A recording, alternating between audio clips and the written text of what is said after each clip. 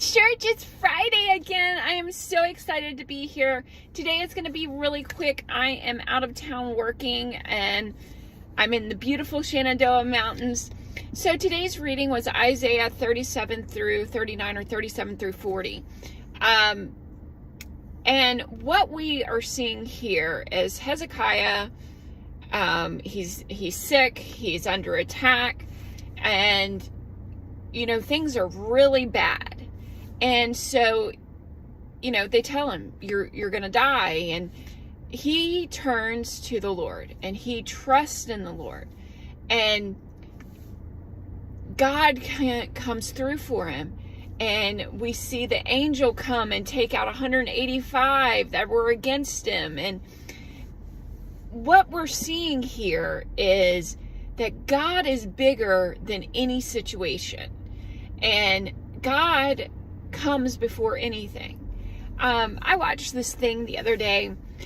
Back in, I think it was like 84, 86. They go to, I think it's Las Vegas, and they have the big tech convention. And back then, they went up to these people and they said, in the very near future, you're going to be able to take your car phone and video people and talk that way.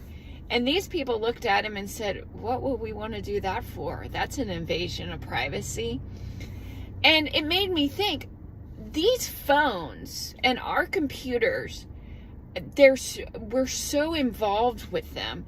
I have to make my daughter put her tablet down, put her phone down. We look at these devices and what's on the internet as the word. And I have a friend that, she'll call me and she'll be like, blah, blah, blah, blah, blah, this horrible scenario. And I'm like, where did you hear that? And she was like, I read it off Facebook. And I'm like, yeah, that's not right. It's not true.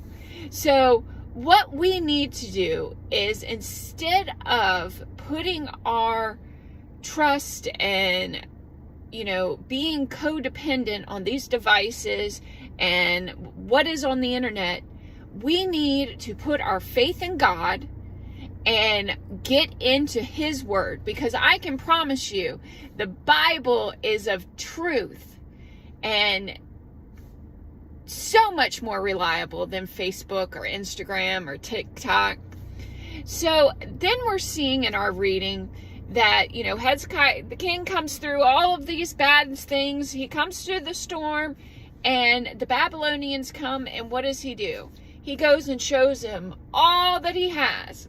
And, Isaiah is warning him, and he's saying, hey, these aren't your friends.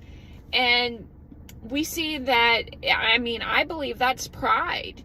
And so we need to be humble. When we go to God, He is almighty. He gives us this beautiful life. Even if we're going through things, we are here and we get to walk on this earth, and we are made in His image.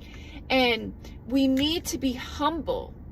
So what I want you to take from these readings today is God comes first.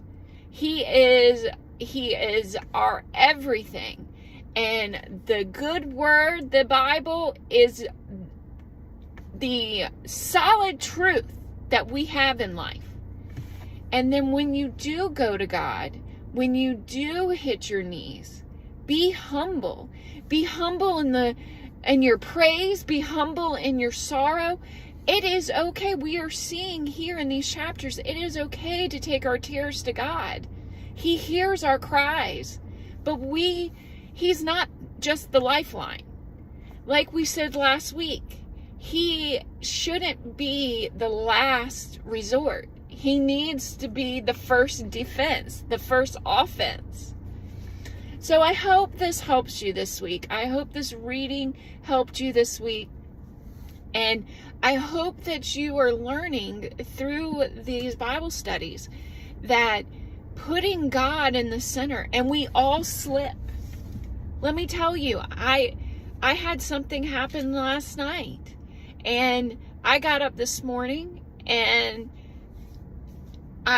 I didn't want to get out of bed, and I was like, God, I'm in this rut. And I got up, I turned my praise and worship music on, I got in the shower, I looked outside, and I said, today's my Bible study day.